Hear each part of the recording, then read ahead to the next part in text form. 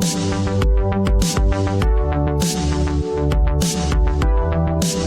Everyone, आज हम पढ़ेंगे क्लास 10th का चैप्टर 3, जिसको मैंने बोला था कि मैंने कितने पार्ट्स में, काफी पार्ट्स में डिवाइड किया। तो फर्स्ट पार्ट हम कर चुके हैं, ये सेकंड पार्ट में मैंने इसको डिवाइड किया है। तो इसमें मैं क्या बताऊंगी आपको, solution of system of simultaneous linear equation.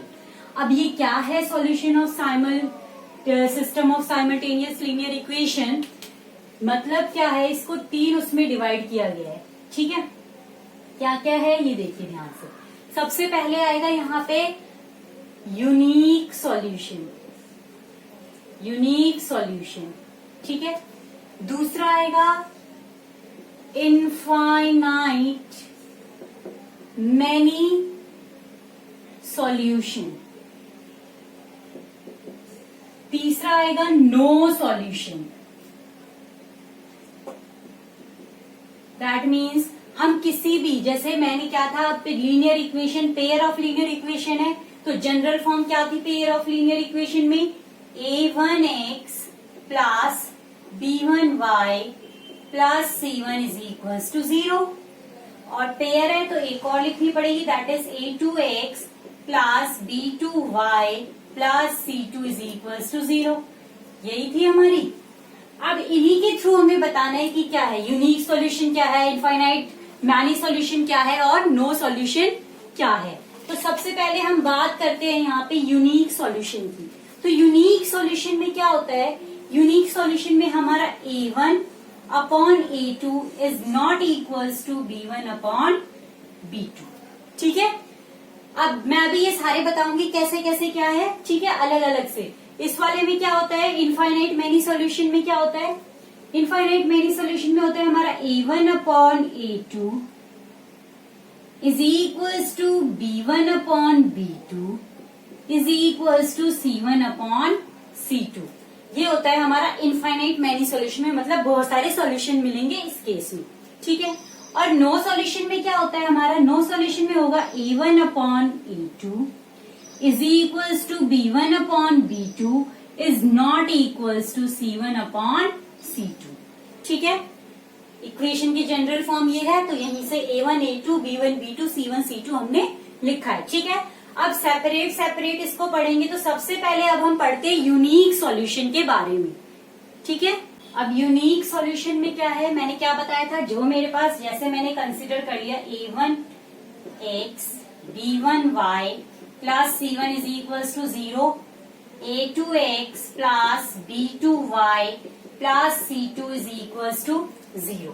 ठीक है, ये है मेरे पास, ये इक्वेशन है मेरे पास। ठीक है, अब यहाँ पे क्या बोला था मैंने, सबसे पहले अब यूनिक सॉल्यूशन पढ़ा रही हूँ मैं।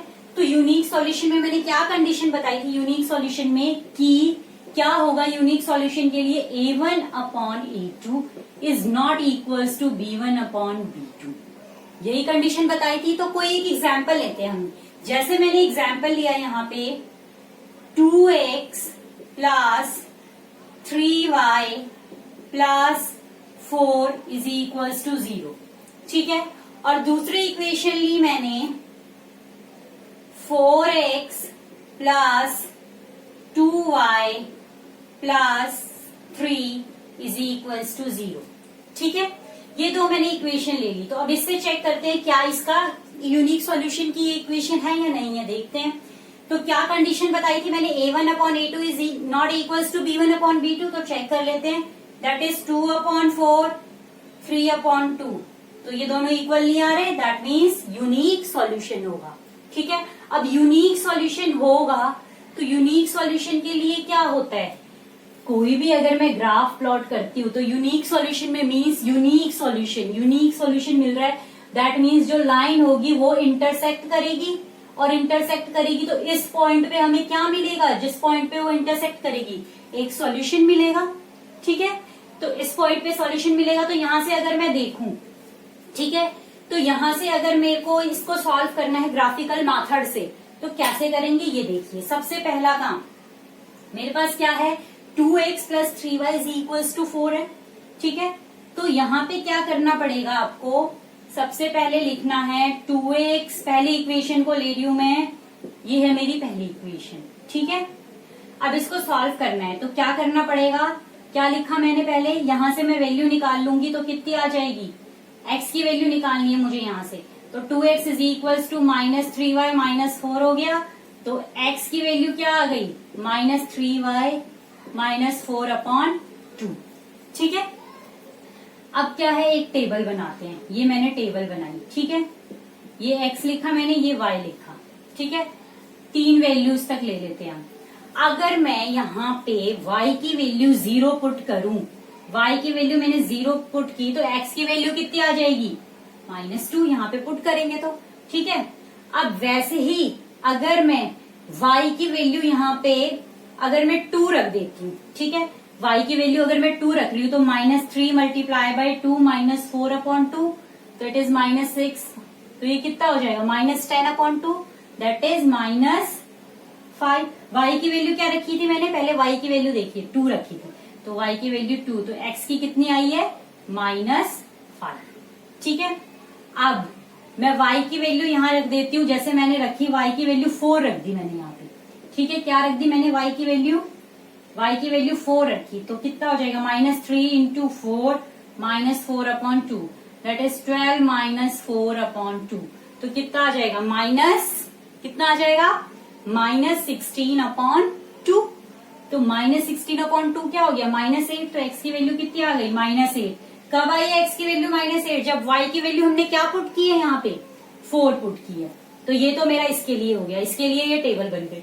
अब दूसरी इक्वेशन क्या है, 4x + 2y + 3 is equal to 0, तो यहां से क्या मिल जाएगा, 4x is equal to -2y -3, तो x is equal to -2y -3 upon में क्या हो गया, 4 हो गया।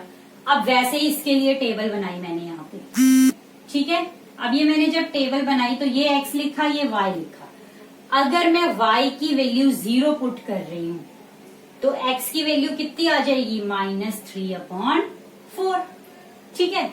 अब मैं अगर y की वैल्यू यहाँ पे 2 पुट करती हूँ या 1 ही पुट करती हूँ, y की वैल्यू मैंने 1 ही पुट की मान लो, तो कितनी आ जाएगी, -2 मल्टीप्लाई बाय 1 -3/4, -2 -3/4, तो कितनी आ गई, -5/4 x की वैल्यू।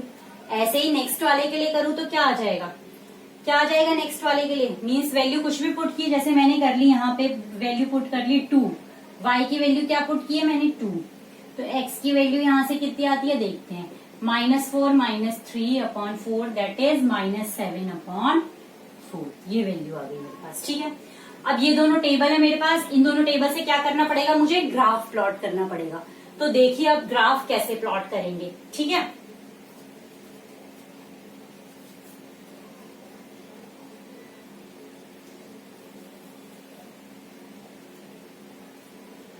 ये मैंने यहाँ पे बनाया ग्राफ, ठीक है, इसको मैं पूरा ही इरेज कर देती हूँ, यहाँ पे इक्वेशन तो है ही मेरे पास, मैं यहाँ पे आपको ग्राफ बना के बताती हूँ। देखिए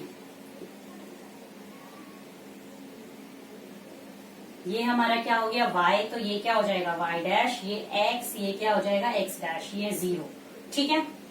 अब पहला काम क्या है हमारा, यहाँ पे पॉइंट्स को वो करना, 1 2 3 4 5 ले लिया मैंने, यहाँ पे भी ले लिया मैंने, कितना 1 2 3 4 5 से ज्यादा यहाँ पे कोई वैल्यू है नहीं, तो आगे जरूरत नहीं है लेने की, ठीक है। -8 है यहाँ पे, तो इधर ले लेंगे हम नेगेटिव की साइड में, ठीक है। -8 कहाँ है, x वाले में, तो यहाँ पे लेना पड़ेगा -1 -2 -3 -4 -5 -6 -7 एंड -8, ठीक है। नेक्स्ट इधर सेम -1 -2 -3 -4 -5 -6, ठीक है। अब देखिए यहाँ पे पहला क्या है, x की वैल्यू -2 है, x -2 है, तो y कितना है, 0 है, तो मीन्स ये वाला पॉइंट हो गया, ठीक है। दूसरा क्या बोला है, x की वैल्यू -5 है, x की वैल्यू -5 है, तो y कितना है, 2 है, y कितना है, 2 है, जब x की वैल्यू कितनी है, -5, तो ये वाला पॉइंट हो गया, ठीक है। x की वैल्यू -8 है, तो y कितना है मेरा, 4 है, x की वैल्यू -8 तो y कितना है 4 है। दैट मीन्स कौन सा पॉइंट हो गया, ये पॉइंट हो गया। ठीक है, यहां से ये पॉइंट हो गया। तो ये जो लाइन मेरी यहां से बनी है ये बनी है। ठीक है, इसको क्या किया मैंने, अब ये जो मेरे पास है ये कौन सी इक्वेशन की है पहले लिख लेते हैं, पहली वाली इक्वेशन की 2x + 3y + 4 की। ठीक है, = 0 इसकी है। अब दूसरे वाले के लिए देखते हैं, y की वैल्यू 0 है, 0 है तो x की वैल्यू कितनी है -3/4। अब -3/4 का मतलब क्या हो गया 0 पॉइंट समथिंग। ठीक है, तो -3/4 नेगेटिव में आएंगे तो माइनस, तो मीन्स यहाँ पे कहीं y की वैल्यू 0 बोला है इसने तो x पे लगाना पड़ेगा हमें। दैट मीन्स यहाँ पे कहीं ये पॉइंट आएगा। ठीक है, अब दूसरा क्या है -5/4 x पे, जब y की वैल्यू क्या है 1 है, y की वैल्यू क्या है 1 है, मीन्स ये है y की वैल्यू। ठीक है, तो ये कितना आ रहा है 1 पॉइंट समथिंग आएगा, तो 1 पॉइंट समथिंग दैट मीन्स मैंने लिखा यहाँ पे। ठीक है, ये पॉइंट। ऐसे ही ये वाला माइनस, ये कितना आ जाएगा, ये भी 1 पॉइंट समथिंग आएगा 2 पे। दैट मीन्स यहाँ पे 2 पे, 2 कहाँ पे है y पे। अब देखो y पे 2 मीन्स, एक मिनट, यहाँ पे 1 था, y पे 2 मीन्स ये वाला 2। x की वैल्यू कितनी है 1 पॉइंट समथिंग ही है। ठीक है, तो मैंने इसको भी यहाँ पे बना लिया।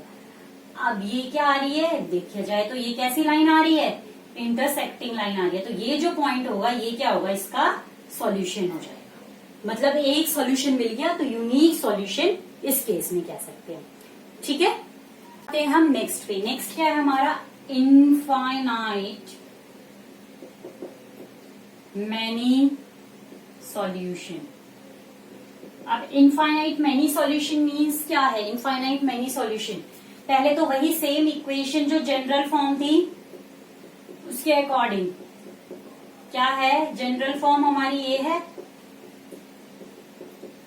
ठीक है, तो इसके अकॉर्डिंग क्या था इनफाइनाइट मैनी सॉल्यूशन में, a1/a2 = b1/b2 = c1/c2। That means तीनों इक्वल थे। अब कोई मैं एक एग्जाम्पल ले लेती हूँ, जैसे मैंने ले लिया यहाँ पे 3x + 2y + 7 = 0। ठीक है, दूसरी इक्वेशन यहाँ पे मैं माइनस ले लेती हूँ, हर एक में प्लस नहीं लेते हैं। ठीक है, दूसरी इक्वेशन मैंने यहाँ पे ले ली, क्या ले ली मैंने इक्वेशन, मैंने ले ली यहाँ पे -6x। ठीक है, प्लस यहाँ पे ले लिया मैंने 4y -40 = 0। ये दो इक्वेशन ले ली मैंने। ठीक है, इसका एग्जाम्पल है। तो इसमें हम ये चेक करते हैं कि इनफाइनाइट मैनी सोल्यूशन है या नहीं है। तो सबसे पहला काम क्या होगा, a1/a2 that means these two, यही दोनों तो हैं a1/a2, ऐसे ही b1/b2, ऐसे ही c1/c2। तो ये क्या है 3/-6 = -2/4 = 7/-40। ये कितना आ जाएगा 1/2, ये भी 1/2, ये भी 1/2। तीनों इक्वल है, तीनों इक्वल है, दैट मीन्स क्या है इनफाइनाइट मैनी सॉल्यूशन है। अब इसके केस में जो ग्राफ होगा वो कैसा आएगा, तो इसके केस में ग्राफ कैसा आएगा, इस केस में जो ग्राफ आएगा, एक लाइन जो है वो उसी लाइन के ऊपर जाएगी, दूसरी लाइन भी। ठीक है, एक लाइन जो है वो दूसरी लाइन के ऊपर ही जाएगी, दैट मीन्स ओवरलैप करेगी। आप इसमें x और y की वैल्यू निकाल के ग्राफ में रिप्रेजेंट करके चेक कर सकते हैं। ठीक है, क्या होगा, लाइन हमेशा क्या करेगी, ओवरलैप करेगी, मतलब कॉन्सिडेंट लाइन्स होंगी। ठीक है, ठीक है। अब आते हैं नेक्स्ट में। नेक्स्ट क्या है हमारा, नो सॉल्यूशन। नो सॉल्यूशन वही जनरल फॉर्म लिखी मैंने यहाँ पे। अब इसके केस में क्या बताया था मैंने, a1/a2 = b1/b2 is not equals to c1/c2। ठीक है, इसके लिए भी मैं एक एग्जाम्पल ले लेती हूँ। जैसे मैंने ले लिया यहाँ पे 4x + 2y -3 = 0। दूसरा एग्जाम्पल यहाँ पे मैंने ले लिया 12x + 6y -15 = 0। ठीक है, तो यहाँ चेक करते हैं। तो a1/a2 दैट मीन्स क्या है 4/12 = 2/6 = -30 3/15, ठीक है। इसको करूंगी तो कितना आएगा 1/3, ये भी कितना आ जाएगा 1/3, ये कितना आ जाएगा 1/5। दैट मीन्स क्या है 1/3 और यहाँ क्या आ गया 1/5। दैट मीन्स ये इसके इक्वल नहीं है, तो ये क्या हो गया नो सॉल्यूशन का एग्जाम्पल हो गया, ठीक है। अब इसमें जो ग्राफ होगा वो कैसे बनेगा, तो इसमें जो ग्राफ होगा वो पैरेलल लाइंस आएंगी, मीन्स ऐसे लाइंस आएंगी जो पैरेलल होंगी एक दूसरे के। दैट मीन्स कहीं पे भी इंटरसेक्ट नहीं करेंगी, पैरेलल लाइंस आएंगी, ठीक है। आप ग्राफ इसका प्लॉट करके चेक कर सकते हैं, मैंने बता दिया है कि कैसे उसमें वैल्यू पुट करके हमें ग्राफ प्लॉट करना है, ठीक है। अब देखिए हमने क्या क्या पढ़ा, unique solution, infinite many solution and no solution. अब क्या है, ये जो दोनों है मतलब एक टर्म आती है हमारी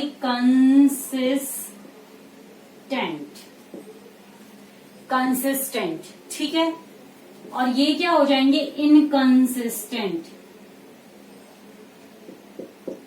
अब ये कंसिस्टेंट और इनकंसिस्टेंट क्या है, तो कंसिस्टेंट वो होगा जिसका कोई भी सॉल्यूशन निकल जाए, चाहे वो एक निकले या बहुत सारे निकले। ओवरलैप करेगी इनफाइनाइट में, दैट मीन्स क्या होगे बहुत सारे सॉल्यूशन निकल जाएंगे, तो लेकिन सॉल्यूशन तो मिल रहा है तो कंसिस्टेंट की कैटेगरी में आ जाएगा वो। और यूनिक में क्या होगा, एक ही सॉल्यूशन मिल रहा है लेकिन सॉल्यूशन तो मिल रहा है, तो वो किस में आ जाएगा, वो भी कंसिस्टेंट में आ जाएगा।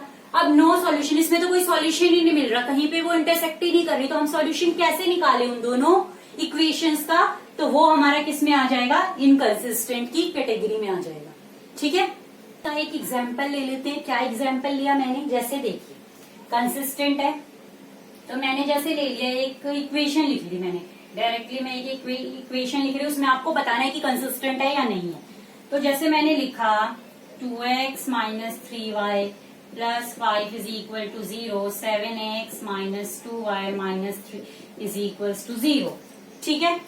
तो क्या निकालना पड़ेगा, पहले हमें a1/a2 और क्या निकालना पड़ेगा b1/b2 और क्या निकालना पड़ेगा c1/c2। तो a1/a2 क्या हो जाएगा 2/7, b1/b2 -3/-2, ये कितना हो जाएगा 5/-3। तो क्या ये तीनों इक्वल हैं, तीनों में से कोई भी इक्वल नहीं है, that means a1/a2 is not equals to b1/b2 is not equals to c1/c2। तो इनमें से ये कौन सा केस हुआ, तो ये पहले वाला केस हो गया, कौन सा, यूनिक सॉल्यूशन का।